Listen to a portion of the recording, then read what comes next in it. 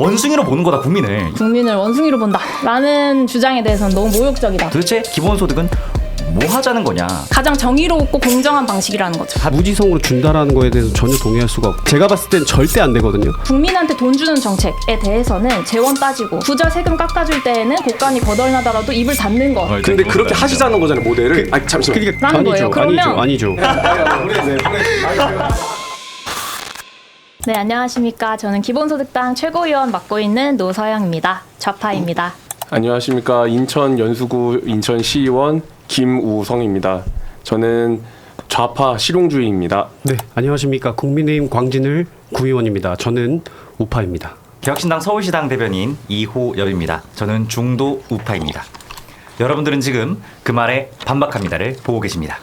네, 첫 번째 주제입니다. 모든 국민에게 매달 기본소득을 지급해야 한다. 이제 5초 동안 생각해 주세요. 예. 오늘은 3대1이 아니군요. 제가 먼저 시작해도 될까요? 네, 그러면 네, 반대쪽부터 네. 얘기해 주시죠. 아니, 저는 이제 공부 좀 읽어보면서 기본소득은 조삼모사다. 기본소득에 대해서 찬성하게끔 이렇게 하는 것은 국민들을 원숭이로 보는 거다, 이렇게 생각을 합니다. 결국 기본소득이라는 게 모두에게 다 똑같은 걸 나눠주자는 건데, 결국 세금 더 낸 다음에 그 세금을 다시 나눠주는 거, 그러면 받은 사람들은 세금 부담만 늘어나고 또 물가가 오름으로써 결국에 기본소득이 하려고 했던 그 역할을 제대로 해내지 못한다라고 저는 생각을 하거든요. 네, 그래서 대한민국 같은 국가에서는 기본소득보다는 우리 선별적 복지를 해내는 게 맞다. 네, 이렇게 말씀드리겠습니다. 네, 일단 개혁신당에서 반대 입장을 먼저 밝혀주셨는데, 제가 좀 찾아보니까 이준석 대표께서도 조건부 기본소득을 찬성하신 적이 있더라고요. 네, 이제 읽어보셨는지 모르겠지만 본인 저서에서도 이제 그래요? 말씀하셨었고, 그래서 이제 당시에 좀 해고를 쉽게 한다는 가정하에 기본소득 같은 사회 안전망이 앞으로 이제 이 발전하는 시대에 있어서 좀 필요하다, 이런 입장을 밝히신 적이 있었는데, 저는 이게 어쨌든 패키지로 노동 유연화를 제시하시긴 했지만 기본소득 그 자체에 대한 반대는 안 했다라는 게 좀 희망적이라고 봤거든요. 그래서 이 부분에 대해서 어떻게 생각하시는지 좀 궁금하고, 그리고 국민의힘 같은 경우도 지금은 아마 지우신 걸로 제가 알고 있는데 정강 정책에 꽤 오래 기본소득이 첫 번째로 들어가 있었습니다. 그것 또한 네, 이 이준석 부분에 대표의 대해서도 작품이었죠. 좀 어떻게 생각하시는지 먼저 좀 듣고 싶습니다. 일단은 저는 방금 이호엽 대변님께서 말씀하신 대로 재원 마련에 대해서 먼저 생각을 해볼 필요가 있을 것 같아요. 재원이 지금 저희가 그냥 단순 계산으로 한번 해보면은 공적연금을 제외하고 대한민국의 2026년도 보건복지 고용예산 전체가 172.1조 원이거든요. 그런데 기본소득을 보편적으로 지금 하자라고 말씀하셨어요. 그러면은 국가 전체의 복지 예산보다 큰 185.7조 원이 들어요. 이 재원을 어떻게 마련하실지 좀 궁금하거든요. 네. 뭐 예상하셨을 것 같아서. 네, 사실 기본소득 얘기하면 재원 이야기는 당연히 첫 네. 번째로 나올 수밖에 없는 문제고요. 여기에 대해서 잘 대답하는 것이 저는 이 논의에서 이 논의가 생산적으로 나가는데 또 중요하다고도 생각을 합니다. 맞습니다. 기본소득 재원에 따라서 뭐 여러 가지 유형이 있어요. 사실 많이 알려져 있진 않지만 이제 조세형, 그러니까 세금을 더 걷어서 해야 되는 조세형이 있고, 그리고 공유부형이라고 해서 이제 자연이나 토지나 뭐 데이터나 지식 이런 부분에서 오는 공유부를 통해서 공유부에 대한 이익을 통해서 나누는 방식의 조세, 이런 공유부형도 있고 다양한데, 이제 공유부형은 증세가 없이도 가능하고 조세형은 증세를 해야 되는 게 사실 맞습니다. 그런데 정확하게 말씀드리고 싶은 건 기본소득은 이 세금을 걷어서 정부가 쓰는 게 아니라 결국에는 국민한테 다 돌려드리는 거거든요. 그랬을 때 국민 대다수는 낸 것보다 더 많이 받게 됩니다. 결국 증세가 아니라 재분배다라는 말씀을 좀 드리고 싶고요. 그리고 제가 궁금한 건 이 재원 대책을 그러면 감세할 때는 왜 안 물어보시는지, 이 부분에 대해서 좀 보수 정당들에서 많이 답변해 주셨으면 좋겠다. 종부세를 깎고 법인세를 내리고 상속세 완화할 때는 이제 그 구멍을 어떻게 메울 건지 아무도 묻지 않고 답하지도 않습니다. 그런데 국민한테 돈 주는 정책에 대해서는 재원 따지고, 그리고 부자 세금 깎아줄 때에는 곳간이 거덜나더라도 입을 닫는 것이 저는 그동안 보수의 좀 이중잣대가 아니었나라고 묻고 싶습니다. 그러니까 그 어려운 분들을 도와주자는 것 자체에 대해서는 반대를 하는 입장은 아닌데 전체를 주자는 거에 대해서는 정말 확실하게 반대를 하는 거거든요. 그 이유가 뭐냐면 아까 말씀하신 것 중에 재분배라고 하셨는데 그 재분배가 공평하고 페어하게 돌아가느냐를 봐야 될 것 같아요. 예를 들어서 1,000만 원 갖고 있는 사람과 100만 원 갖고 있는 사람이 있어요. 그러면 30만 원씩 기본소득을 준다고 칩시다. 그러면 일단 1,000만 원과 100만 원의 갭은 900이에요. 그럼 결국에 이 빈부의 격차가 줄어졌나요? 제가 봤을 때는 사실 그 계좌에 찍히는 숫자만 늘어났을 뿐이지 사실 격차가 줄어든 건 아니거든요. 여기에 대해서 어떻게 생각하는지 궁금합니다. 제가 또 네. 답변 드려도 될까요? 네. 네, 일단 사실 어쨌든 보수 정당에서도 이런 복지 자체를 축소하는 게 아니라 더 확대되는 게 필요하다라고 하신다는 거는 저는 되게 반가운 이야기라고 생각을 하고, 다만 이제 얘기하신 게 이제 두 번째 논쟁으로 넘어왔습니다. 보편이나 선별이냐 네. 이 논쟁으로 넘어온 건데, 일단 선별에도 비용이 듭니다. 그래서 행정 비용 들고요, 사각지대가 생기고요, 낙인 효과가 생깁니다. 그랬을 때 저는 선별이 더 비효율적이다, 이것들을 종합했을 때라고 생각을 하는 거고요. 그리고 제일 핵심적인 얘기 해주셨는데 많은 분들이 얘기하세요. 이재용도 받냐, 이재용 아들도 받냐, 그게 정당하냐, 정의롭냐, 이렇게 얘기하십니다. 그런데 저는 부자도 받는 게 문제다라고 한다면 틀렸다고 생각해요. 왜냐하면 방금 얘기해 주신 사례에서도 빠진 게 부자는 받는 돈보다 내는 돈이 더 많습니다. 그래서 선별이 어려운 계층을 더 두텁게 지원하는 게 더 효과적인 복지 아니냐라고 많이들 이야기하시지만, 저는 그것이야말로 복지 자체를 사실상 축소해왔던 어떤 위선적인 꼼수다라고 말하고 싶은데요. 왜냐하면 실제 정책에서는 좀 재분배 역설이라고 하는 현상이 일어나고 있습니다. 그래서 선별을 하면 할수록 정치적인 지지층이 좁아져서 예산이 쪼그라들고 결국에 총 재분배량이 줄어들게 되는 거죠.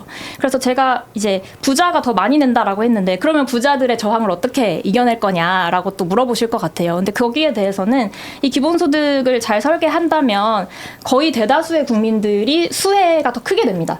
그러면 사실은 이 부분들은 어떤 다수 국민의 동의, 지지를 얻는다면 충분히 돌파할 수 있는 거 아니냐, 정책적으로. 저희는 이렇게 생각하고 있습니다. 네, 지금도 그 고소득자가 내고 있는 세율이, 세부담이 대한민국에서는 거의 뭐 건강보험료랑 이런 것까지 하면은 60%가량 되는 그런 엄청난 세율을 내고 있는 상황에서 우리가 기본소득 재원을 마련하기 위해서 한다면은 아까 공유부랑 다른 말씀하셨지만 결국에 세금 부담이 없을 수가 없거든요. 그래서 제가 조금 논의를 좁히기 위해서 여쭤보고 싶은 게, 이 기본소득당에서의 기본소득 담론은 복지제도입니까? 아니면 경제정책입니까? 아니면 뭡니까? 이게 다 짬뽕돼 있어요. 도대체 기본소득은 뭐 하자는 거냐, 이거를 좀 명확하게 해볼 필요가 있다고 생각을 하거든요. 어떻게 생각하세요? 사실 기본소득당은 좀 정반대로 생각하는 게 기본소득 자체가 하나의 복지정책, 하나의 경제정책이 아니라 어떤 우리 사회를 구성하는 어떤 새로운 패러다임을 제시하는 거라고 저희는 생각하거든요. 그러다 보니까 모든 사회의 전 영역에서 이것을 다 설명할 수 있는 거고, 기본소득이 충분히 저는 논의되기 시작한다면 단지 경제복지뿐만이 아니라 뭐 인권 측면에서도 그렇고요. 그러니까 왜 우리 모두가 동등하게 이것에 대한 권리가 있느냐, 이런 논의들, 그래서 철학적인 거, 인권, 모든 분야에 걸쳐서 저희가 토론할 수 있게 된다고 생각해요. 그래서 이 제도, 이 정책이 갖는 어떤 함의와 가능성들이 사실은 더 열려 있다고 생각하는 거여서, 저는 꼭 좁혀서 얘기해야 되는지는 모르겠고, 다만 이제 어떤 각 분야에서 이제 어떻게 해야 이것을 더 효과적으로, 효율적으로 해낼 수 있느냐에 대해서는 이제 나눠서 얘기를 해야겠죠. 저 좀 말씀드려도 될까요? 저 궁금한 게, 이제 저희가 재원 마련, 아까 되게 중요한 얘기 중에 다시 넘어갔는데 다시 한번 돌아오면 공유부형 재원 마련 말씀하셨어요. 그 디테일한 내용이 뭡니까? 이게 그냥 공상적인 이야기가 아니고요. 실제로 전남에서도 지금 햇빛바람연금이라고 해서 이제 태양력 발전을 통한 그 이익을 주민들이 일정 부분 이제 조합 형식으로 해가지고 돌려받는 식으로 지금 이미 시행이 잘 되고 있고, 좋은 선례가 돼가지고 다른 지역들에서도 많이 벤치마킹하는 그런 사례로 이어지고 있습니다. 예, 말씀하십시오. 예, 그 정도 설명드릴 수 있을 것 같은데요. 예. 제가 알래스카도 있죠. 예, 추가적으로 그럼 태양열 말씀하신 공유부형, 그 좋은 사례일 수 있는데, 아까 말씀드린 게 185.7조 원 말씀드렸거든요. 태양열로 185.7조 원 재원 마련 가능합니까? 이게 다 얽혀서 얘기하기 시작하면은 얘기하기가 어려운데요. 어바웃으로 대략 이 정도 재원 마련이 가능하다 정도는 알 수 있어야 된다라고 생각을 하거든요. 네. 지금 얘기하신 거는 농어촌 기본소득에 대한 전체 예산이신 거고, 전체 우리나라 국민에게 기본소득을 주기 위한 재원 마련에 대해서 한번 여쭤보고 싶어서. 이것은 저희가 처음에 창당했을 때에는 전 국민 월 60만 원 기본소득을 가지고 나왔었습니다. 한 300 이게 그 당시에 400조 이제 가까이 기초 되죠. 생계급여 수준만큼은 보장해야 된다라는 논의 속에서 그 정도 금액을 말씀드렸는데 거기에는 사실 여러 층이 들어가 있어요. 그러니까 그 1인당 60만 원을 어떻게 만들 거냐. 그랬을 때 뭐 토지세 기본소득으로 월 10만 원 정도가 되고 그리고 탄소세 기본소득으로 월 10만 원 정도가 또 채워지고 이런 식으로 층층이 하면 조합을 하면 충분히 그 정도 금액을 만들어낼 수 있다라는 거였고 여기에 그런 목적과세 같은 거 교정과세들이 들어가는 거죠. 탄소세 말씀하셨는데 탄소세는 계속 걷게 되면 교정되는 세율이잖아요. 그러면 줄어들 확률이 높거든요. 탄소 중립에 지키기 위해서 계속 줄어들 거 아닙니까? 맞습니다. 그럼 그 재원 줄어들지 않습니까? 탄소세는 사실 근데 줄어드는 게 목적인 세금이기 그렇죠. 때문에 그 네. 방향이 맞는 거고 여기에 추가적으로 더 이제 사실 계속 사회가 발전하지 않습니까? 데이터세라든지 여러 가지 것들을 고안해서 넣는 거죠. 데이터세. 자, 오케이. 알겠습니다. 그러면 제가 한 번 더 말씀드리면 172.1조 원이 지금 보건복지 고용예산 전체거든요, 우리나라. 그럼 여기에 185.7조 원이 추가로 투입이 돼야 된다고 말씀드렸잖아요. 이게 가능하다고 보시는 거예요? 방금 말씀하신 그런 내용으로? 일단 사실 저는 네. 정치인들이 해야 될 거는 어떤 네. 하한선을 정해놓고서 그 안에서 너희들끼리 다투고 싸워봐라라고 하는 것이 아니라 그 하한선을 높이는 걸 정치인들이 유일하게 할 수 있는 일이지 않습니까? 그건 낭만적인 얘기고. 그리고 그 한선 저희가 그 한선을 높이려면은 선별적 예, 예. 복지를 해서 그 한에 실제로 있는 그러니까 지금 말씀하신 30만 원 가지고 170조 정도를 말씀하신 건데 170조를 우리가 뭐 말씀하신 대로 데이터세, 뭐 토지세, 뭐 있었죠? 뭐 태양열, 뭐 햇빛 탄소세, 연금, 바람 햇빛 뭐 연금. 해서 뭐 네네. 170조 모았다고 생각을 해봐요.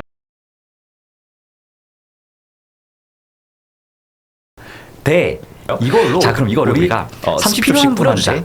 아니 30만 원씩 뿌려주자. 지원을 하자가 되면은 그들은 60만 원, 80만 원을 받을 수 있게 되는 거예요. 제가 이게 근데 훨씬 더 말씀드리고 싶은 건 아까 말씀하신 하방을 높이려는 정치적 노력이 될 수 있지 근데 않냐라는 순서가 말씀을 드리는 중요한 거죠. 거예요. 그러니까 그렇게 해서 재원을 마련하게 하려면 이게 모든 국민한테 나눠진다라는 합의가 있어야 어떤 저항 없이 그만큼의 재원을 마련할 수 있는 건데 그게 순서가 뒤바뀌는 순간 사실은 그게 바뀌지 않기 때문에 복지 파이가 애초에 커지지 않고 있다는 거예요. 그러니까 합의를 위한 어떤 그 가장 정의롭고 공정한 방식이라는 거죠. 합의를 위한 이제- 방식이다. 네.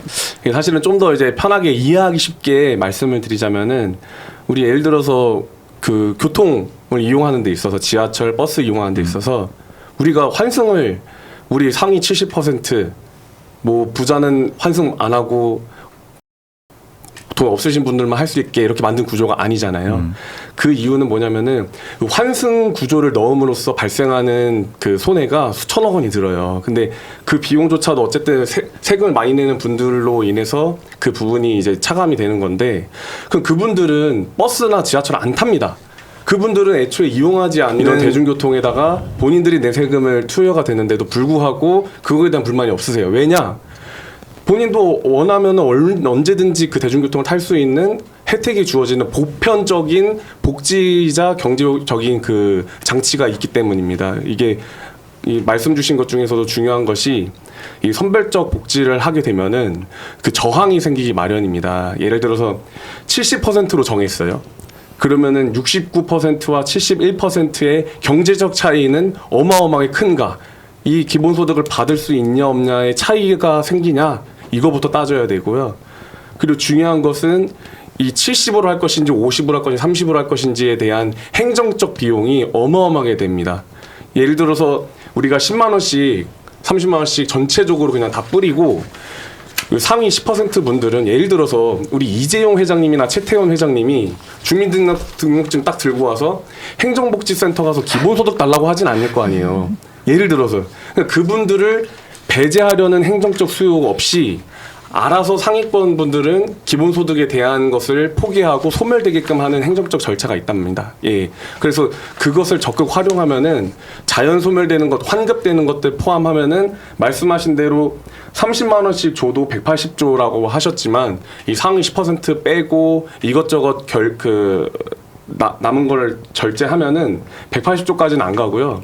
그리고 이 30만 원이라고 했는데 저는 이 주제가 매달 기본소득을 지급한다예요. 그러니까 30만 원을 지급한다가 아니니까 기본소득을 저는 5만 원에서 10만 원 여기보다 좀 더 낮게 측정을 해서 이제 시작을 해보자. 시작을 해보자라는 게 중요한 것 같아요. 그러면 한 60조 선에서는 진행을 할 수 있거든요. 그러면 그거 플러스 만약에 말씀 주신 대로 이 햇빛연금, 바람연금은 이 지금 그 호남에서는 매달 50만 원씩 기본소득을 도입을 했습니다. 그것이 지자체가 설치한 풍력 에너지, 태양열 에너지로 발생한 에너지에 대한 수익분을 국민들한테 전체적으로 나눠주는 건데요. 이런 모델이 잘 찾아보면은 로봇세, AI세 이런 것들로 더 우리가 가지를 넓혀서 세수 확보, 그러니까 국민들한테 나눠줄 세수 확보의 캐파를 늘려놓으면은 60조 정도는 우리 매달 5에서 10만 원 기본소득을 전체적으로 나눠줄 수 있는 무리가 없다. 일단 아까 사각지대에 대한 행정비용 말씀하셨잖아요. 저희가 자 보시면은 코로나 팬데믹 때 상위 20% 선별하는 금액이 500억이 추가된다고 투입된다고 얘기했거든요. 그럼 500억 아끼자고 수십조를 더 쓰는 게 맞냐? 그러니까 그 말씀은 저는 되게 어떻게 보면 좀 단순한 생각이라고 좀 생각이 들어요. 왜 그러냐면 우리나라는 지금 전 세계적으로 선별복지 지원에 적합한 한국이라고 통계 시스템 인프라가 우수하고 데이터 확보가 또 우수하고 매우 잘 되고 있는 나라로 사회로 모범국으로 지금 많이 손꼽히고 있거든요. 그래가지고 방금 말씀드린 대로 코로나 팬데믹 때도 500억 추가 투입 예산을 해서 선별을 할 것이냐 말 것이냐 했을 때 저희 다 나눠 주셨죠. 그로 인해서 일어나는 경제적 손실과 비용이 훨씬 크다는 거예요. 500억이면 차라리 500억을 쓰고 선별을 하는 게 낫다라고 보는 입장이고, 아까 말씀하신 것 중에 지하철 말씀하셨잖아요. 저는 거기에 대해서도 저희가 좀 생각을 해볼 필요가 있는 게, 지하철 환승 제도가 왜 필요하냐라고 하면은 저희가 경제 생산 인구가 굉장히 많아요. 지하철 이용 인구에는. 물론 기본소득에 다 있다고 말씀하시면 똑같은 논리겠지만 생각을 해보세요. 지하철을 타고 갈 때 저희 젊은 특히 2, 3, 4, 50대층 60대까지도 저희가 보면 거의 다 출퇴근용으로 많이 사용을 하시거든요. 그러니까 그것이 결국에 환승제도가 손해가 아니라 경제 총 생산을 위한 인구들이 거기에서 일을 하고 움직이는다고 볼 수 있는 건데, 근데 아까 말씀하신 전체 인구에 대해서 기본소득을 제공한다라고 하면은 자 노인분들 그리고 우리 청소년 이 친구들은 지금 총 생산 인구라고 볼 수는 없잖아요. 이게 일하러 가는 친구들이 아니잖아요. 그러니까 지하철과 동등하게 보는 거는 저는 솔직히 시선이 좀 맞지 않다고 생각을 하는 부분입니다. 예. 그러니까 이제 지하철 네. 이게 비유는 뭐냐면요. 네. 이 지하철을 환승하는 데 있어서 네. 누구는 돈을 100% 받고 누구는 50% 받고 누구는 환승을 공짜로 해준다. 이런 분류를 하다 보면요. 그 분류하는 데 비용이 많이 들고 100% 해당되는 사람은 그 똑같은 그 비용을 내는 데 있어서 네. 엄청난 저항이 생기기 마련이며 사회적 합의가 이루어지지 않고요. 그래서 저는 말씀드린 게 이 지하철 뭐 버스 환승을 이용하지 않는 분들이 분명 있어요. 뭐 자동차 타고 다니시거나 아니면은 기사가 딸린 분들도 계신데 그렇죠. 그분들은 그 버스 환승 제도를 유지하기 위한 세금을 이미 내고 있단 말이에요. 본인은 이용하지 않은 정책임에도 불구하고 네. 그렇게 낼 수 있는 부분은 본인이 그 정책에 배제가 되지 않아서 저항이 생기지 않는다는 뜻이에요. 그래서 여기서 더 추가적으로 하고 싶은 말씀은 이제 만약에 이거를 우리 기본소득은 만약에 누구는 주고 누구는 안 준다 이래버리면은 상위 뭐 90까지도 절제를 해볼게요. 네. 90% 10%가 있으면 10%의 그 세금으로 90%가 많은 혜택을 볼 수 있게 되는 건데 저는 그게 정말 공정한지에 대한 의문이 있어요. 그 저는 진짜로 중요한 게 제 자랑은 이번에 아닌데요? 고유가 지원금을 줬어요. 네. 맞습니다. 70%까지 준대요. 그래서 네. 저는 당연히 받을 줄 알았어요. 부럽다. 받으셨어요? 전 받았습니다. 받으셨어요? 네. 저는 못 받았습니다. 저는 제가 부자도 절대 아니고 그냥 청년인데 받으셨어요? 저도 못 받았습니다. 예. 제가 마무리 이게 선별의 이제 이중성이 뭐냐면요. 69%와 71%는 단 1%의 차이에도 불구하고 네. 이 정책에 포함되냐 안 되냐라는 안 되냐. 온앤오프가 돼버리는 거예요. 그래서 완전히 선별 정책은 누굴 하나를 죽이고 누구를 살릴 수 있는 되게 극명에 갈릴 수 있는 정책이 된다라고 생각을 합니다. 근데 여기서 저 한마디 하겠습니다.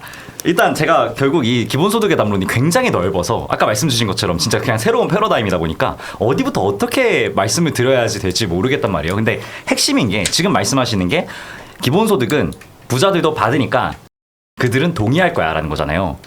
방금 보셨죠? 오히려 선별해야 동의해요. 나 부자 아니야. 아니, 부자는 아니야. 아니 다 준다 그러면은 난 받을 필요 없는데 왜 나까지 준다고 세금 이렇게 떼가는 거야? 라고 부자들이 생각하지. 동의할 거라는 게 아니라 찬성하는 국민 대다수를 만들 수 있다. 그렇죠. 찬성하는 네. 그러니까 그 사람들에게 동의를 얻으려면은 우리가 이걸 좋은데 이렇게 쓸 거야. 그러니까 우리 세금을 걷어서 우리나라의 복지 제도를 더 튼튼하게 만들자라고 하면은 그거에 대해서 국민들이 그렇게 우리가 설득을 하고 그리고 그거에 대해서 국민들이 받아줄 거라고 생각을 해야지. 어때? 다 줄게. 그러니까 우리 한번 가보자라는 거는 제가 아까 말한 조삼모사 원숭이로 보는 거다 국민을 이 말씀을 드리겠습니다. 네. 아니 이게 조삼모사를 오히려 반대로 드리고 싶어요. 선별복지를 하자고 그 구분을 지어서 뭐 70%는 얼마 주고 50%는 얼마 주고 이런 게 오히려 조삼모사예요. 보편적으로 줬을 때 오히려 그게 제일 선별적인 거예요. 각자의 처음에 우리 의원님께서 주신 그 예시가 누구는 1,000만 원 받는데 그리고 누구는 100만 원 버는데 10만 원씩 10만 원씩 받는다. 그 자체가 이미 선별되는 거예요. 상대적인 거거든요. 항상 내가 1,000만 원인데 10만 원을 받으면은 1%고 100만 원을 버는데 10만 원 받으면 10%를 받게 되는 거예요. 자기의 기준으로 보편적으로 그 정부는 줬음에도 불구하고 개개인은 스펙트럼 자기의 그 자산 기준이랑 소득에 따라서 똑같은 그 10만 원을 받음에도 상대적으로 이미 그 그러니까 분리가 되는 거예요, 그게. 그러니까 제가 말씀드리는 게 그겁니다. 10만 원 받을 수 있었잖아요. 그러니까 왜 제가 말씀을 드리냐면은 왜 다 10만 원을 받아야 되냐 이거예요. 그 자금 그 지원금에 대한 효율성을 따져볼 필요가 있죠. 우리가 최저 생계비가 150만 원 기준으로 30만 원이면 5분의 1 수준이거든요. 그래서 말씀드리는 게 선별적으로 집중을 하자는 얘기고, 두 번째는 저희가 지금 기본소득 얘기하는데 이 기본소득에 대한 패러다임을 저희가 직접 잡고 갈 필요가 있다. 이 기본소득을 통해서 삶의 드라이브를 걸어서 탈수급 비율을 높여서 우리가 자립심을 기르자라는 게 저는 제가 생각하는 기본소득의 패러다임인데, 저희가 아까 말씀드린 대로 안심소득을 통해서 안심소득 그리고 디딤돌 소득이라고 하는데요. 서울시에서는 이 안심소득을 통해서 좀 더 우리가 사회적으로 자립할 수 있는 기반을 더 마련해줘서 하후상박이라고 하거든요. 조금 어려운 계층에게는 후하게, 상위 계층에게는 박하게 하후상박이라는 개념이 들어가는데, 그런 식으로 드라이브를 걸어서 탈수급 비율을 높여서 이분들이 자립을 해서 이분들이 또 기본소득에 기여할 수 있는 기본소득이 아닌 방금 말씀드린 안심소득에 기여할 수 있는 그런 우리가 어떤 그런 아름다운 건설적인 그런 정책을 펼쳐 나가야지, 다 같이 똑같이 뿌려준다고 좋아한다는 게 아니라는 걸 말씀을 드리는 거예요. 네. 네, 그래서 앞서 두 분 말씀해주신 거에 조금 반박을 하고 싶은데요.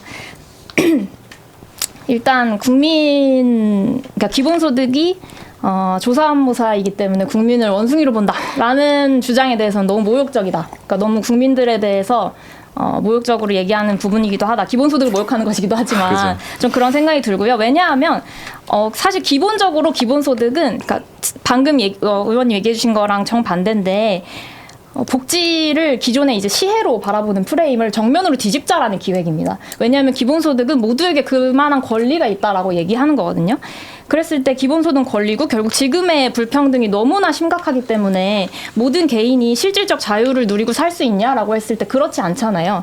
그래서 그런 부분들을 시정하자, 불공정을 바로잡자라는 기획으로서 등장한 건데, 이것에 대해서 어떤 단지 자립심, 그러니까 저는 같은 말일 수도 있다 생각해요. 개인의 실질적 자유를 보장해야 된다는 것과 자립심을 키운다는 것이 어떤 면에서는 닮아 있는 부분도 있다고 생각하지만, 한편으로 어떤 돈을 줘서 복지를 시혜를 줘서 이 사람이 굳건히 일어날 수 있게 해주자라는 것 자체가 굉장히 시혜적인 기존의 복지 시선이다라는 점을 좀 지적하고 싶고요.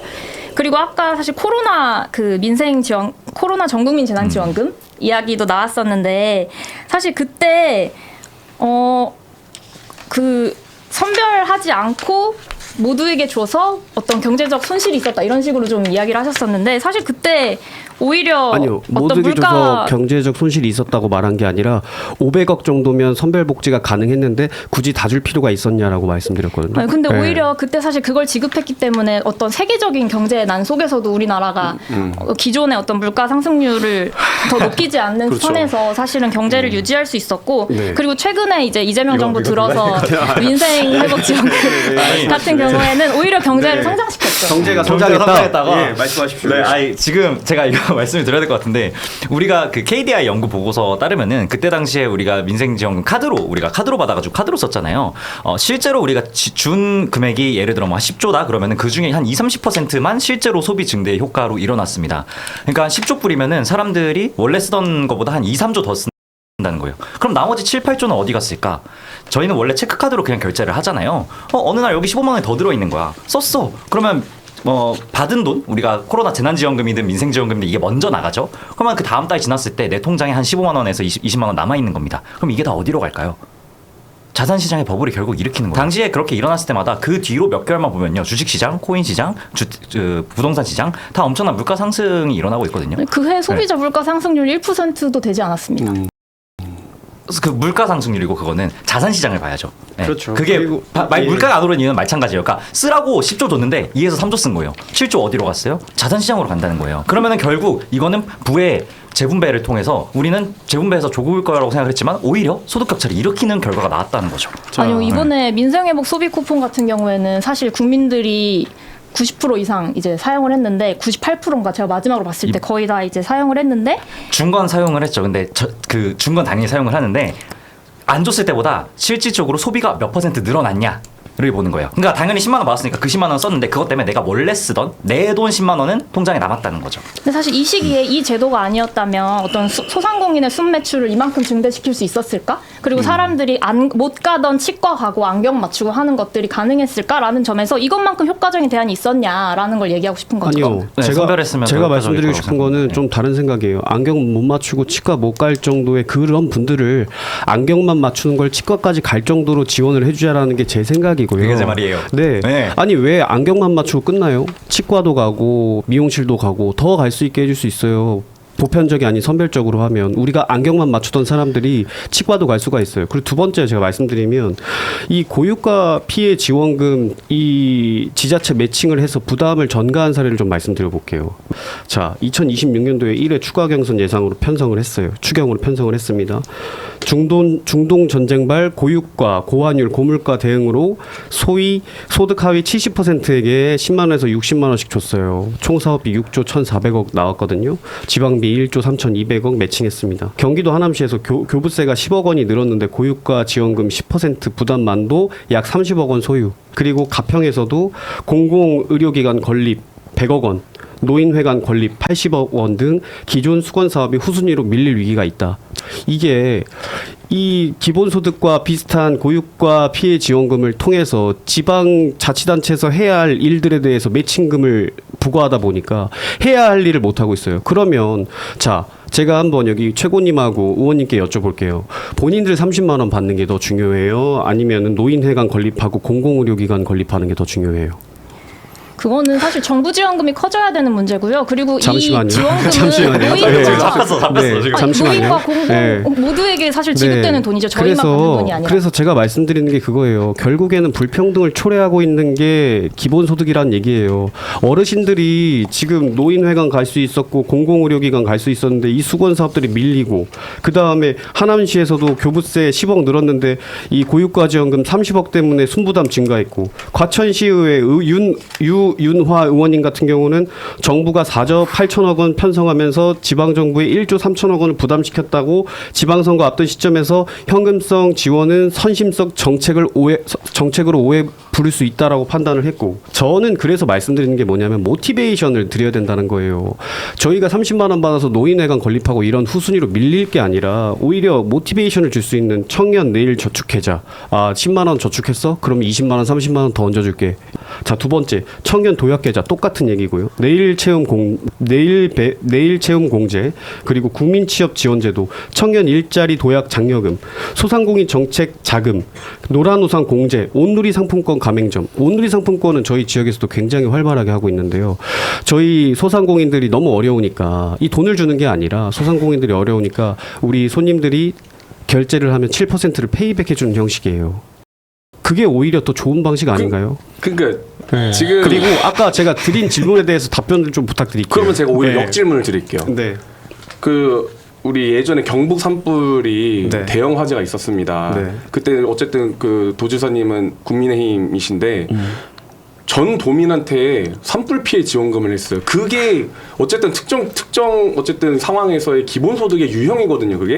그럼 반대로 그런 산불 피해를 받은 우리 도민을 그 안에서 70% 50% 나눠가지고 들여가지고 노인회관을 건립하게 하실래요? 아니면은 모두가 피해를 받았기 때문에 그분들한테 그냥 일괄적으로 50만 원씩 산불 피해 지원금을 주는 게 나을까요? 말씀 잘하셨어요. 네. 모수가 작잖아요. 저는 그렇게 생각해요. 그 도민들은 산불 피해 지원금을 받아도 된다고 생각해요. 그 도민들 한해서는 산불 피해를 받았으니까. 근데 제가 드리는 말씀은 전 국민 보편적인 지원이잖아요. 그거는 파이가 다르다는 말씀을 드리는 거예요. 고유가 지원금이 있잖아요. 네. 근데 그렇게 하시자는 거잖아요. 모델을. 잠시만. 그러니까 그런 개념이니까. 근데 그거는 예. 70% 이렇게 나누는 거는 제가 정말 잘못됐다라고 생각하는 게 아니 누구는 고유가 피해를 받고 누구는 안 받았어요? 아니 전 국민이 고유가 피해를 받았어요. 근데 저는 못 받았다니까요. 못 받으셨잖아요, 의원님. 그러니까 제가 말씀드리잖아요. 그래서 여기서 중요한 네. 건 뭐냐면요. 우리가 항상 그리고 그 기본소득을 너무 복지성 정책으로 보시는데 기본소득은 방금 말씀하신 온누리 상품권이나 이런 것들을 기본소득화 해가지고 같은 유형의 정책 그 중에 하나인 거고 예를 들어서 말씀해주신 것 중에 뭐 아동수당, 기초연금, 장애인수당, 청년수당 이런 것들을 지금 온갖 수당들이 조각조각 나 있는데 그 조각을 한데 뭉쳐가지고 사각지대가 없게끔 기본소득을 주는 것이 저 맞다고 생각합니다. 왜냐하면은 네. 저는 태어나가지고 대한민국으로부터 제가 지원받은 거는 코로나 때 전국민 재난지원금이었어요. 여기서 제가 말씀드리고 싶은 게 이준석 대표가 말했던 기본소득의 찬성론이 살짝 그런 겁니다. 지금 있는 그런 복지제도들을 그렇죠. 너무 나와 있고 누구는 받고 누구는 못 받고 신청해야 되나 신청 말아야 되나 신청했으면 받는 건데 놓쳤네 이런 것들을 하나로 합쳐가지고 좀 모아가지고 복지를 하자라는 거에서 우리가 해고가 자유로워지고 한다면 조건부로 우리가 고려해볼 수 있다라는 의견을 드린 거였는데 지금 기본소득당에서 말하는 어떤 그런 것들은 결국에는 아까 다시 말씀하셨지만은 우리가 하방을 높이고 사람들에게 최저의 어떤 그런 우리가 대한민국 국민으로 태어났으면 요 정도는 받아야지, 요 정도는 살아야지라는 거를 보장해주자는 의미인 거잖아요. 그럼 여기서 제가 꼭 물어보고 싶었던 게 디딤돌 소득이 있습니다. 디딤돌 소득이 알 텐데 지금 말씀하시는 누군 받고 누군 못 받고의 문제가 뭐냐면 내가 10,000원 더 벌었다고 못 받고 10,000원 덜 벌면 받아요. 그렇죠. 이게 유효한계세율이라 그러는데 네. 내가 10만 원 더 벌면은 세금을 20만 원, 30만 원 더 내게 되는 그 구간이 생깁니다. 내가 복지 제도를 못 받으면서 그 문턱 효과가 문제인 건데 그걸 해결하는 방법으로 우리가 매칭을 해주는 그러니까 그 특정한 것에 도달할 때까지는 우리가 더 벌면은 그래도 그 번 것을 누릴 수 있게 해주는 디딤돌 소득이라는 제도가 있단 말이죠. 이 방법이면은 말씀하시는 어떤 그런 복지제도의 사각이라든가 아까 말한 선별에서의 생기는 문제점들을 다 해결할 수 있는 제도가 있는데 이것에 대해서 어떻게 생각하시는지가 좀 궁금하거든요. 뭐 이제 원래 안심소득이었다가 이제 디딤돌 소득이라는 예. 이름으로 바뀌어서 시행되고 있는데 저는 기본적으로 현금 지원이라는 점에서는 되게 긍정적으로 보지만 어쨌든 이것도 선별이다라는 점에서는 사실 기본소득까지 도달하기에는 아직 좀 부족한 부분이 있다. 그러니까 일단 디딤돌 소득은 그 규모 자체, 그러니까 대상자의 숫자 자체가 많이 작은 편이고요. 맞죠? 네. 그랬을 때 이거를 저는 극도로 확대하면 기본소득과 굉장히 닮게도 설계할 수 있다고 생각을 합니다. 근데 지금 수준에서는 너무 부족하다. 기본소득이라 부르기엔 턱없이 부족하기 때문에 저는 더 확대될 필요가 있다라고 보는 입장이고요.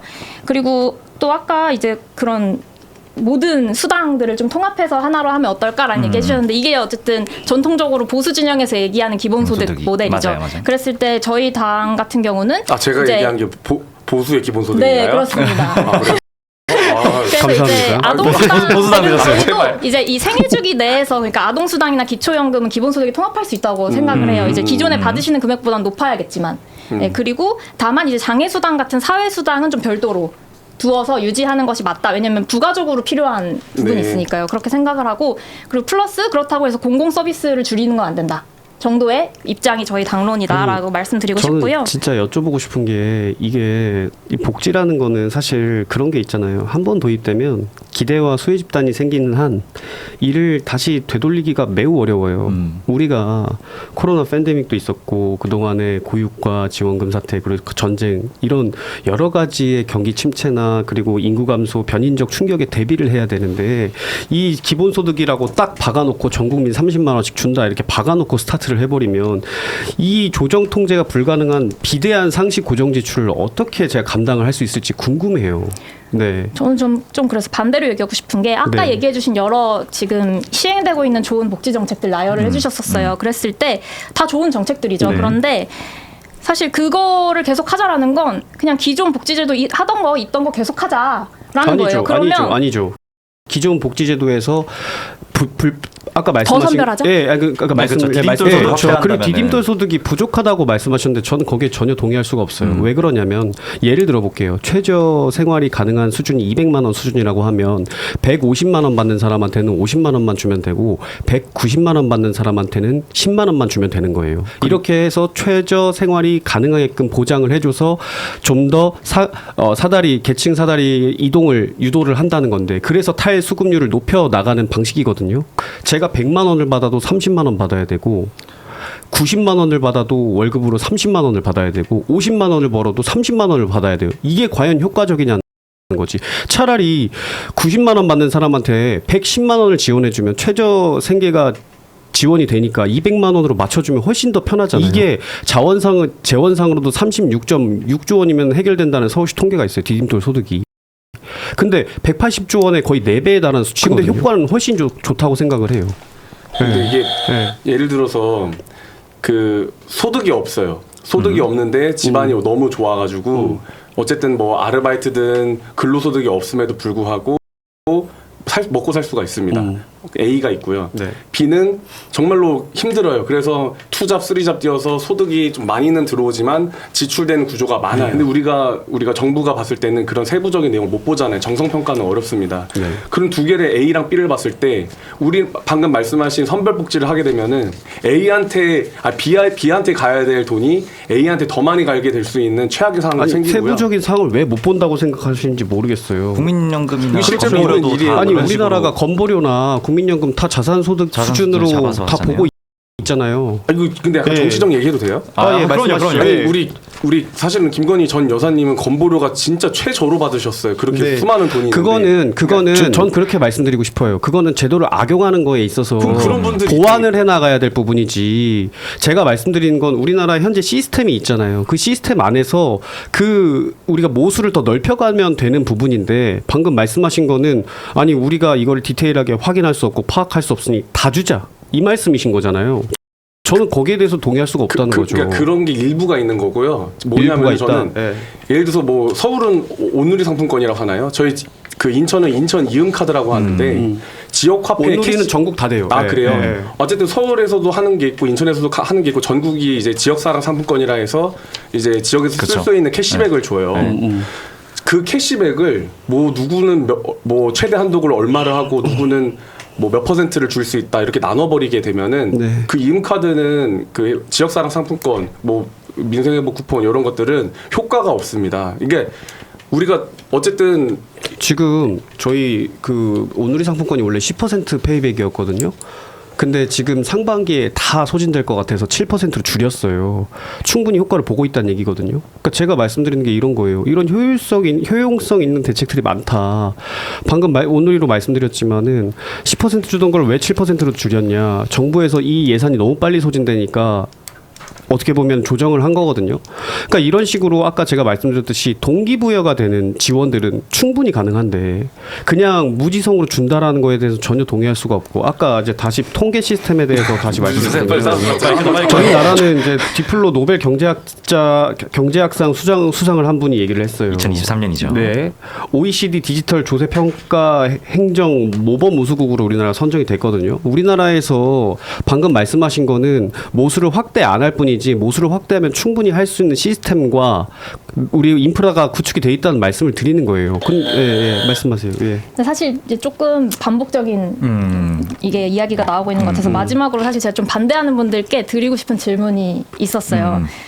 사실 우리가 챗GPT 나오고 나서는 좀 많이들 체감하는 게 달라졌다라고 느끼는데 그랬을 때 이 AI가 일자리를 대체할 거라는 어떤 위기의식 그리고 실제로 이미 펼쳐지고 있는 현실 속에서 그러면 이때 소득을 어떻게 만들 것인지 여기에 대한 대안이 있으신지 좀 궁금합니다. 저는 기본소득이 그 말씀 급변하는 기다리고 시대의 있어서 유일한 대안이라고 저 생각합니다. 근데 하나 저도 네. 똑같이 기본소득 당에 하나 여쭤보고 싶은 게 있는데 지금 현재 서울시에서 하고 있는 디딤돌 소득 방식을 전국으로 확대한다고 치면은 그러면은 지금 제가 가져온 걸로는 연간 지원 한 30조 좀 넘으면은 그러면 지금 서울시에서 하고 있는 36조, 36조 정도. 36조 정도 드리면은 36조, 예. 지금 서울시에서 하고 있는 디딤돌 소득을 할 수가 있어요. 근데 이게 내용이 조금 시청자분들한테 말씀을 드리면은 어떤 수준까지 우리가 계속해서 아까 말씀하신 것처럼 뭐 200만 원이다 하면은 200만 원에 달할 수 있게끔 계속 도와주는데 예를 들어 190만 원 벌다가 210만 원 벌면은 190만 원 벌 때는 그냥 10만 원 받았다가 200만 원 딱 넘어가는 순간 0원 되면은 일을 안 할 거잖아요. 그렇게 되지 않게 내가 버는 만큼을 매칭해서 주는 식으로 해서 이제 맞아요. 노동을 할 수 있게끔 해주는 그러니까 내가 돈을 더 제도거든요. 벌면 더 지원해주는 방식으로 네. 모티베이션을 일으키는 그쵸, 그쵸. 효과가 있는 거죠. 네. 그래서 탈수급률이 기본소득에 비해서 40배가 높았다는 연구 결과가 있습니다. 그렇습니다. 근데 이거를 전국적으로 하는 데 있어서 36조 원이 들고 그렇게 했을 때 4인 가구 기준으로 하면은 이렇게 하면은 4인 가구에 약 276만 원 정도를 더 우리가 줄 수 있게 되는 거예요.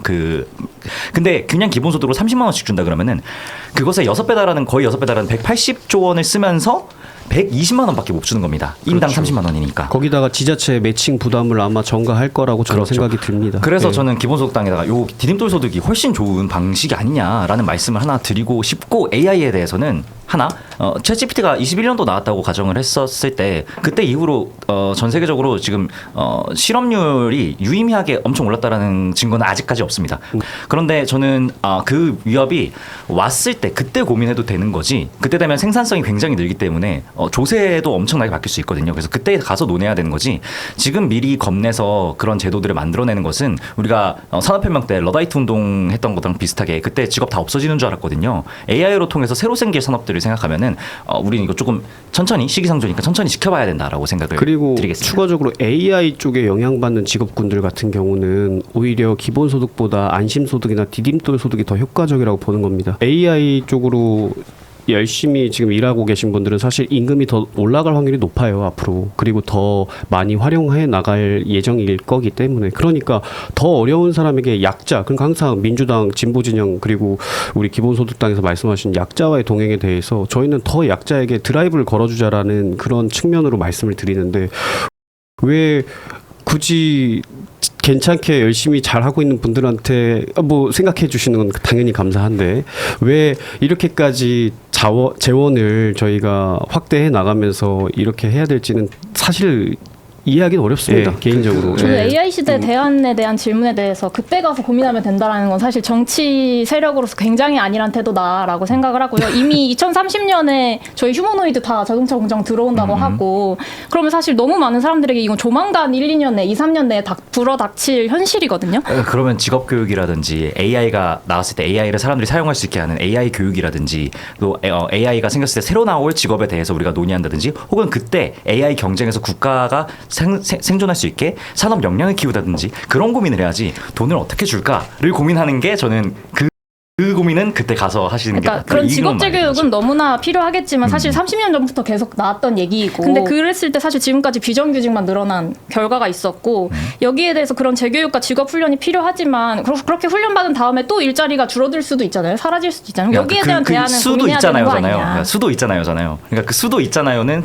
그렇게 됐을 때 우리가 논의를 하면 되고 그거에 대비해서 차라리 말 그대로 30만 원씩 부르면 180조 드는데 이 180조 지금 피지컬 AI 연구하고 로보틱스 중국이랑 산업 경쟁력 키우는 데다가 인프라 투자하고 데이터 센터 하는 거에다가 투자하고 이게 저는 훨씬 더 맞다. 혹은 36조 들여서 디딤돌 소득 전국으로 확대하는 게 훨씬 더 합리적인 대안이다라는 말씀을 드리는 겁니다.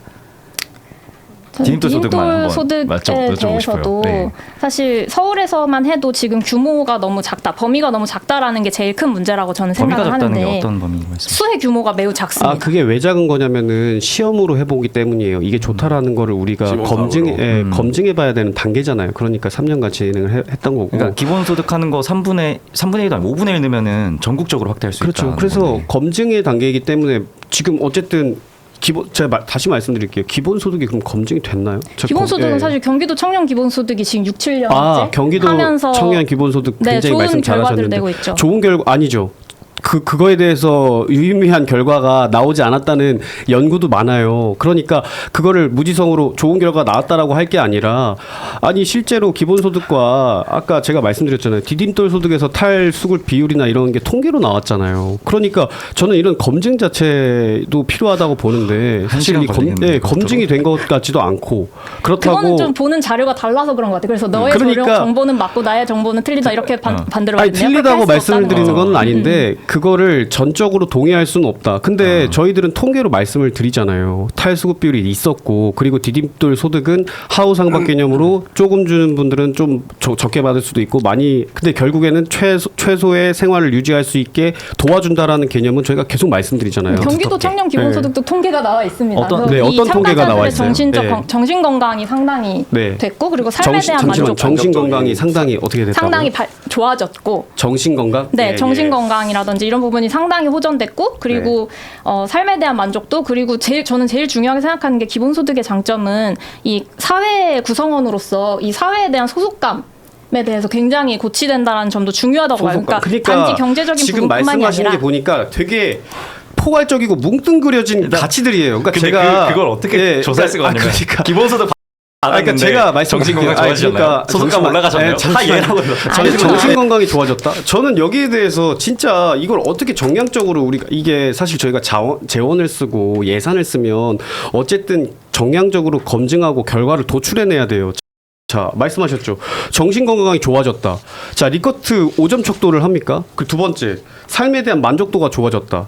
이걸 어떻게 우리가 정량적으로 이거를 만들어내죠? 그러니까 저는 이게 굉장히 감성적으로 접근할 문제가 아니라 우리가 경제적으로 그리고 굉장히 어려운 상황에 지금 놓여 있잖아요. 그런데 이거를 감성적으로 낭만적으로 접근할 문제가 아니라 실질적으로 어떤 효과를 일으켜내느냐에 접근을 해야 된다고 보는 거죠.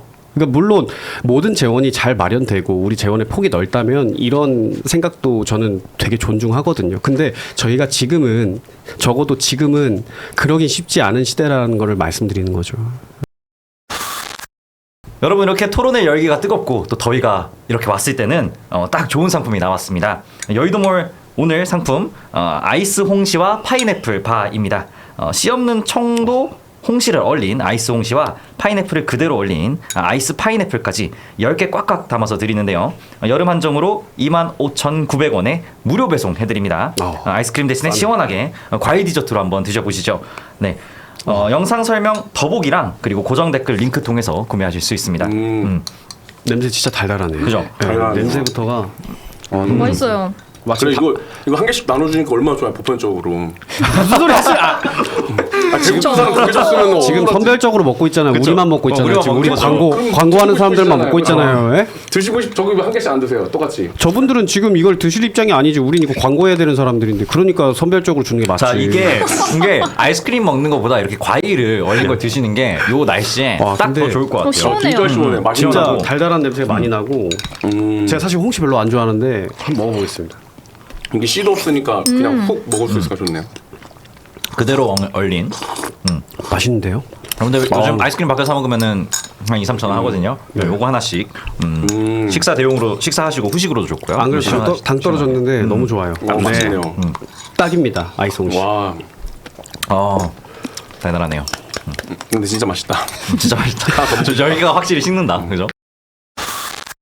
선별 그래서- 이게 뭐 그리고 재원 문제 이런 것들은 당연히 우리가 고심을 해야 되는 부분인데 우리가 미래에 좀 걷어들일 수 있는 세수 확보할 수 있는 이제 재생에너지에서 나오는 세수 이런 것들은 지금 이미 지역 농어촌 기본소득으로 통해서 우리가 지금 증명해내고 있어요. 거기는 매달 50만 원씩 이미 받습니다. 전 국민이. 근데 이미 그거를 이제 전국으로 확대할 수 있는 모델은 이미 구축은 되어 있다라고 생각을 하고요.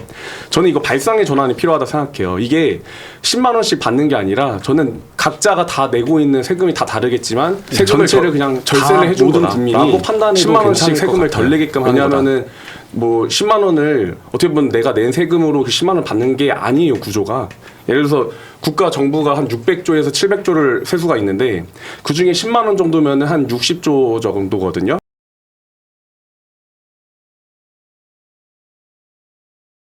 근데 그 중에서 만약에 이제 정부 지자체 이제 각 지자체별로 매칭을 해가지고 한 절반 정도 보존해주면 국가에서 세수는 30조 정도밖에 안 들어가요. 근데 그 30조가 내가 내 세금으로 나한테 10만 원을 들어오게끔 하는 구조가 아니라 정부가 다른 사업이나 이제 다른 예를 들어 햇빛연금, 바람연금처럼 다른 세수 확보를 통해서 우리 국민들한테 일부 전체적으로 나눠줄 수 있는 포인트인 거죠. 그래서 그 포인트를 가지고 우리 전체가 만약에 제가 100만 원의 세금을 내고 뭐 대변인님은 200만 원의 세금을 내는데 저는 90만 원으로 줄게 되는 거고 140만 원 줄게 150이었죠 제가 예시가. 저는 100만 원인데 90만 원으로 줄고 150인데 140으로 줄고 1000만 원 내는 사람은 990으로 주는 건데 그 10만 원을 주는 거는 그 고소득자가 세금을 많이 내서 나오는 세수가 아니라 국가가 운영을 잘 해서 아낄 거 아껴가지고 600조에서 10%를 내지 않아도 될 세수를 확보해가지고 분배를 기본소득으로 분배를 하면은 그게 정말로 그게 경제다. 그리고 그 아낀 돈이 당장 지금 나한테 재산의 축적이 아니라 그 돈을 쓸 수 있게끔 포인트화 시키면은 그게 시장 골목 경제에도 효과가 있다. 그래서 이거는 복지로 접근할 것이 아니라 경제 정책으로 접근을 하셔야 된다. 경제 정책이다. 그렇게 아낀 거를 취약계층에게 두텁게 하면 한계 소비 성향이 훨씬 높기 때문에 골목 상권이 더 좋아질 거다라는 말씀 드리고 싶습니다. 아니 왜냐면 저 진짜 정말 추가적으로 너도리표. 추가적으로 드리고 싶은 말씀이 재원 확보에 대해서도 굉장히 너무 뭉뚱그려서 말씀을 하시는 거예요. 아니 아까 태양광 말씀하셨죠. 탄소세 뭐 얘기하셨죠. 아니 태양광으로 저희가 세수 확보해가지고 지금 농어촌에 나눠주고 있는 사례가 있다라고 하는데 태양광도 되게 문제 많거든요. 지금 태양광 패널 버려지고 있는 게 얼마나 되는 줄 아세요? 그 중국산 거의 90% 되는 태양광 패널 아세요? 아니요, 모르겠는데요. 그렇죠. 네. 지금 모르시죠? 태양광 패널 같은 경우는 5년에서 10년이면은 수명을 다해요. 그럼 그걸 다시 인프라 깔고 다시 저희가 준비를 해서 받아내야 되거든요. 거기에 대한 재원이나 재정은 안 들어가요. 제가 봤을 때는 태양광 같은 경우는 제로섬이에요. 네, 제로섬이에요. 제로섬. 왜냐하면 들어간 재원 대비 뽑아내는 세수, 그 다음에 다시 또 투입되는 재원을 다 합하면 제로섬 게임일 수밖에 없고, 두 번째는 저는 그러니까 이 세수 확보에 대해서 좀 디테일하게 고민을 해봤으면 좋겠어요. 우리가 이렇게 해서 하면 되지가 아니라 저희가 아까 말씀드리잖아요. 우리나라 한 해 보건복지 고용예산 전체가 172조 원이라니까요. 네. 근데 전체 우리나라 30만 원씩 주면 185조예요. 그럼 여기에 대한 재원 확보를 정확히 어떻게 할 것인지, 그리고 대략적으로 이렇게 하면은 이게 말이 된다라는 정도는 제시를 해주셔야지. 뭐 탄소세, 태양광 이렇게만 얘기해가지고 이게 재원 확보가 되냐 이 말이죠. 이제 재원 확보는 어쨌든 이제 미래 산업이 이제 로봇이 많이 도입이 되고 AI로 또 많은 것이 대체가 되는데 그 부분에 있어서는 이제 저는 이제 30만 원까지는 생각을 안 했고, 저도 이제 기본 소득을 지급하자는 주제니까 그래서 한 10만 원 정도면, 왜냐하면 우리 그 지역사랑 상품권 캐시백이 한 10만 원 한도거든요. 전 그거는 제한 없이 주는 거기 때문에, 그래서 그거를 지역사랑 상품권 주듯이 10만 원씩 또 그냥 주면은 1+1으로 해서 경제 효과도 좋겠다라는 판단이 되어 있는데, 말씀 주신 그 재원 확보에 대해서는 좀 우리가 이제 심도 깊게 고민을 해야 되는 부분이죠. 그래서 10만 원 아까 말씀하시는데 계속 10만 원 가지고 어떤 효과를 누릴 수 있죠? 어떤 효용성을 받을 수 있나요, 우리가? 제가 드리고 싶은 게 계속 다시 말씀드리지만은 우리가 10명 중에 우리가 10만 원 받을 걸 한 분, 정말 어려운 한 분에게 100만 원을 주는 게 효과적이지. 우리가 다 같이 10만 원으로 나눠 먹으면 술 한 번 사 먹고 커피 한 번 사 먹으면 끝나는 건데 그게 무슨 효과야? 그 한 번이 골목을 돌게 할 수도 있는 거고. 아유, 아니 진짜 아니 그 실제로 우리가 코로나 때 이거를 기본소득 비슷한 거를 실험을 했는데 실험을 한 거죠. 어떻게 보면 국가가 전국민 재난지원금을 그때 드렸잖아요. 맞아요. 그때 우리나라가 지금도 아마 앞으로도 없을 건데 경제 성장률을 1등을 해요. 그 효과가 그러니까 그 위기 속에서 그 효과가 지속적으로 우리가 누릴 수 있는 효과냐는 거죠. 그래서 제가 못 줬죠. 그때 한 번만 했어요. 그래서 제가 말씀드리는 게 인프라에 투자하고 우리나라 시스템에 투자하자는 말씀을 계속 드리잖아요. 너의 노력에 대해서 우리가 저 응원해 줄게 해서 20만 원, 30만 원 얹어주는 게 더 효과적이지. 제가 말씀드리는 건 그게 자산 형성을, 그리고 경제관념을 키워나가는 청년 입장에서 훨씬 더 도움 될 거라고요. 그 다음에 청년 취업 사관학교 이런 데 더 확대해서 취업을 하고 우리나라가 창업을 하는 데 있어서 더 시스템적으로 보완하고 지원해 주는 게 모티베이션, 동기부여를 우리가 불러일으키는 거지. 차라리 내가 내 진로에 대해서, 내 장래에 대해서 투자할 수 있는 인프라에 내가 그 수혜를 받는 게 훨씬 낫지. 그렇지 않나요? 네.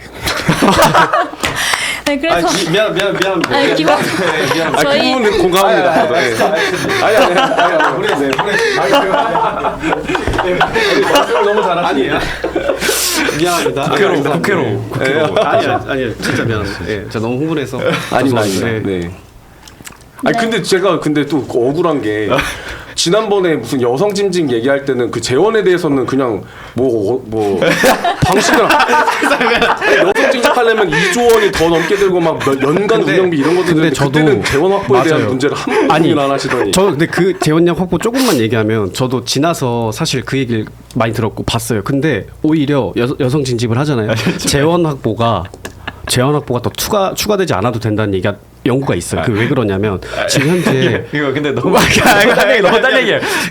조금만 말씀드리면 억울해하시니까 이거에 대한 제가 반박도 할 수 있는데 현재 우리나라의 국군 장병수가 현저하게 줄어들어서 사단이 통폐합하고 군단이 통폐합하는 상황이에요. 그래서 비는 생활관이나 부대가 되게 많거든요. 그래서 그 안에 우리가 투입하면 사실 재원 확보는 크게 어렵지 않다. 그러니까 남자 샤워장이 비어 있는 곳에 여자 샤워장 표지판만 붙이면 된다. 이러다가 다음 주에 그러네. 기본소득 재원 확보안 마련해 보실 것 같아요. 재원 확보만 오케이.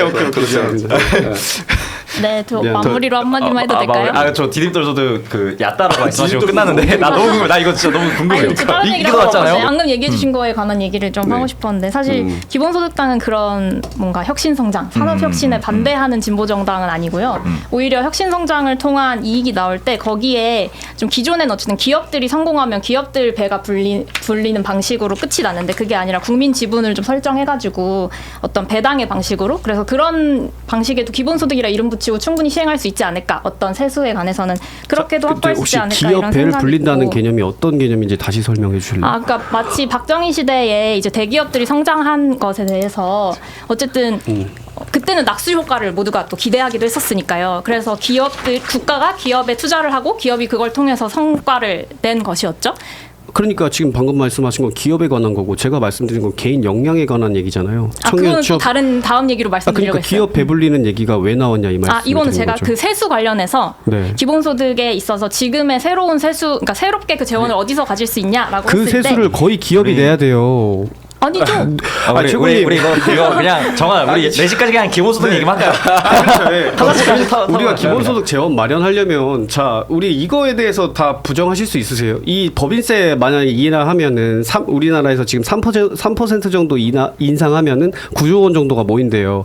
정말 한 달에 뭐 100만 원 버시는 분, 50만 원 버시는 분한테 기본소득 재원 마련해야 되니까 내세요 할 수 있어요? 제가 봤을 땐 절대 안 되거든요. 그럼 보통 대기업이나 고소득자한테 내야 돼요. 그럼 기업 배불린다는 얘기가 뭐 어떻게 나오는지 저는 궁금한 얘기예요. 아니 오히려 기업이 기본소득을 하기 위해서 돈을 많이 내야 되는 상황이 필연적으로 발생할 거예요. 그러니까 탄소세라든지 데이터세라든지 그렇죠. 이런 거를 하면서 네. 다른 세금이 생기니까 우리가 재원을 마련할 수 있다고 하는데 그 세금도 결국 누군가 내야 돼요.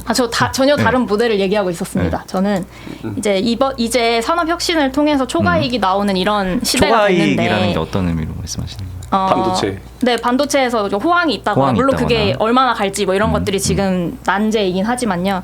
그랬을 때 이런 국가가 혁신 성장에 투자를 해서 그 국가의 기여분에 대해서는 국민 지분을 설정해서 배당으로 나눠주는 방식의 그걸 왜 기본소득 모델도 국민 지분을 가능하다. 설정을 하냐고요. 아니 국가의 돈이 들어가니까요. 아니요 기업에서 그렇게 우리나라에서 그 반도체에서 정말 큰 수익을 얻고 그렇게 하는 건 기업의 순전한 노력 물론 국가에서 장려 정책 사업으로 도와주고 그런 것도 있겠죠. 그렇죠. 하지만 그게 어마어마하죠. 근데 그게 왜 국민 지분으로 가야 되냐 이 말이에요. 왜냐면 그게 국가가 국민의 세금을 가지고 투자하는 그래서 그만큼 법인세를 내잖아요. 그만큼 세금을 내잖아요. 왜 이중과세를 하냐 이 말이에요. 그러니까 그게 결국 법인세를 높이는 것과 다르지 않은 효과인 건데 그렇죠. 결국 추가 세수를 마련할 때 새로운 세금 제도 그러니까 예를 들면 뭐 초과 이윤에 대한 것들 아니면은 뭐 탄소세 혹은 데이터세 같은 것들을 이야기하면서 새로운 어떤 무언가가 지금 제도에서 뭔가 새로운 게 있어요라고 말을 하지만 사실은 그게 기업과 또 고액 연봉자들에게 세 부담을 부과하는 수밖에 없거든요.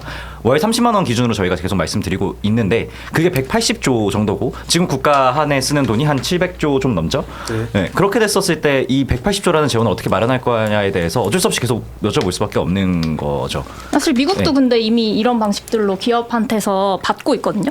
그랬을 때 횡재세라고 하죠. 횡재세. 그래서 이거를 그냥 지금 이미 내고 있는 거에서 이만큼을 기본소득분으로 더 내라고 하면 당연히 합의가 안 되겠죠. 그런 게 아니라 이제 앞으로 이뤄지는 투자에 대해서는 그 지분을 설정하고 여기에 대한 합의, 동의를 통해서 한다면 충분히 가능하지 않겠냐.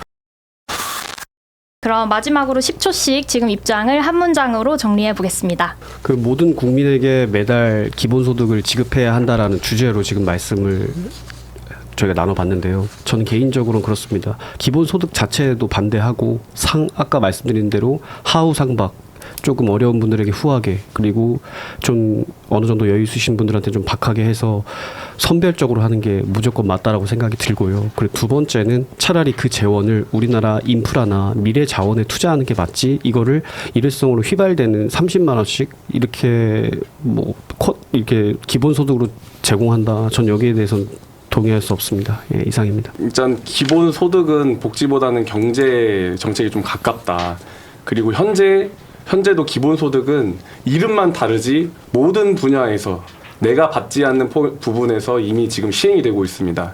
농어촌, 청년수당, 장애인 기초연금, 아동수당 저는 단 한 번도 받지 못한 이런 것들이 이제는 보편적으로 이제 뭐 예를 들어서 뭐 챗 GPT, 제미나이, 유튜브 프리미엄 이런 것들이 구독 사회가 되고 있는데 우리 기본적으로 보편적인 다수가 이런 것들을 좀 기본 소득이나 이런 걸 또 대체해서 저는 좀 보편적인 삶을 누렸으면 좋겠고 이미 지금 기본 소득이 진행되고 있는 상황이니 좀 이것을 재원 확보 방안을 좀 많이 고심을 해서 진행하면 좋을 것 같습니다. 그 재원 확보 중에서는 저는 이제 불합리하게 투입된 예산 그러니까 700조 운영하는데 10%만 우리가 잘 다듬고 파헤쳐도 보도블럭 가는 돈으로 우리 각자 10만 원씩 준다 그러면은 그거 안 하겠습니까? 그래서 그런 식으로 해서 좀 재원 확보하는 방법도 있을 것이고 미래 산업 가치에서도 초과 세수를 받는 것을 우리 국민들한테 조금이라도 나눠줘서 세금 감면의 형태로 우리 기본소득이 우리 국민의 삶에 효능감을 줄 수 있는 정책이 되지 않을까 생각합니다. 네, 저는 AI 시대의 일자리 위기는 이미 닥친 현실이고 기본소득이라는 개념이 비록 지금은 조금 낯설더라도 좀 모두의 존엄한 삶을 위한 새로운 상식이 머지않아 반드시 될 것이라고 믿어 의심치 않습니다. 네, 기본소득은 굉장히 달콤해 보입니다. 그렇지만 그건 어쩌면 입에만 단 쓴 독이 될 수도 있다고 생각을 합니다. 진짜로 국민들의 자유를 보장하기 위해서는 최저한의 삶에 대한 보장이 되어야 할 겁니다. 그리고 우리 국민들이 그것에 동의를 저는 할 거라고 생각하기 때문에 모두에게 10만 원씩 꽂아준다는 그런 기본소득 담론 없이도 충분히 두텁고 자유를 보장할 수 있는 복지제도를 마련할 수 있지 않을까 하는 희망을 가져보면서 오늘 토론 어떻게 재밌게 보셨는지 모르겠습니다. 오늘 소감 한마디씩 한번 잠깐 짧게 해볼까요? 불꽃이 아까 막 켜셨는데 누구니? 네, 이 정당의 아이덴티티와 함께 논쟁을 한다는 것 자체가 굉장히 부담이고 어떻게 보면은 정말 저희도 준비를 많이 해서 얘기를 했어야 된다는 생각도 드는데 그래도 좀 말씀드리고 싶은 것은 기본소득이라는 것 자체가 그 어려운 사람을 도와주자라는 것에 대해서 저는 절대 반대하지 않아요. 근데 이 기본소득은 보편적 소득으로 지금 보고 계시니까. 근데 우리나라의 경제 상황이나 현재 시기적인 상황으로 봤을 때도 보편적으로 소득을 제공하는 게 적합한가라는 생각이 들고 그러니까 이 부분에 대해서는 좀 더 심도 있게 또 디테일하게 고민을 했으면 2차전을 해야 될 것 그러니까 복지는 유턴이 안 돼요. 그러니까 제가 다시 드리고 싶은 말씀은 한번 시작된 복지는 유턴이 안 돼요. 그러니까 조금 보수적으로 좀 접근해 볼 필요가 있지 않나. 좀 어떠셨어요? 아직까지도 이 열기가 식지 않아요. 제가 복지라고 계속 하시는데 네. 기본소득은 경제입니다. 경제 정책입니다. 복지 그리고 저는 좀 선별적으로 괜히 해가지고 불을 또 좀 붙였네요, 제가. 되게 우리 많이 좀 주시자라는 건 알겠는데 저는 이미 그분들 많이 받고 있으니까 그거는 그대로 더 냅두고 확대하면 되잖아요. 확대하면 못 자, 받는 분들 저도 좀 받아봅시다. 저는 그러니까 받을 수 있게 확대하면 되잖아. 불꽃 있게 네. 우리 그 기본소득당이시니까 노소영 의원님일 것 같은데 사실 제가 가장 부담스러운 주제가 아니었나. 네, 그런 어쨌든 그럼에도 불구하고 좀 기본소득이라는 저희 당의 아이덴티티기도 한 이 개념에 대해서 좀 이렇게 진득하게 얘기할 수 있는 것 자체가 사실은 감사한 기회였던 것 같고요. 저는 좀 재주는 AI가 부리고 풍요는 사람이 누리는 누렸으면 좋겠다. 좀 그런 미래를 같이 상상할 수 있어야 되지 않나. 그리고 정치 세력이라면 미래에 대한 대비를 철저하게 하고, 그리고 사실은 계속 낭만적이다, 뭐 온정적이다 이렇게 얘기하셨지만 저는 어쨌든 사람들이 원하는 낭만적인 미래를 현실로 만드는 것이 정치의 역할이라고 생각합니다. 앞으로 더 생산적인 얘기 많이 할 수 있으면 좋겠습니다. 네. 여러분들 보시면서 굉장히 답답하셨을 수도 있고요. 막 댓글 달고 싶을 수도 있고요. 막 끼어들고 싶으실 수도 있습니다. 그거 다 댓글에 한번 달아주시고요. 누구 말에 가장 반박하고 싶으셨는지, 또 저에 대한 욕설은 전 괜찮거든요. 네, 마음껏 남겨주시면 감사하겠습니다. 네, 여러분들은 여태까지 그 말에 반박합니다를 보셨습니다.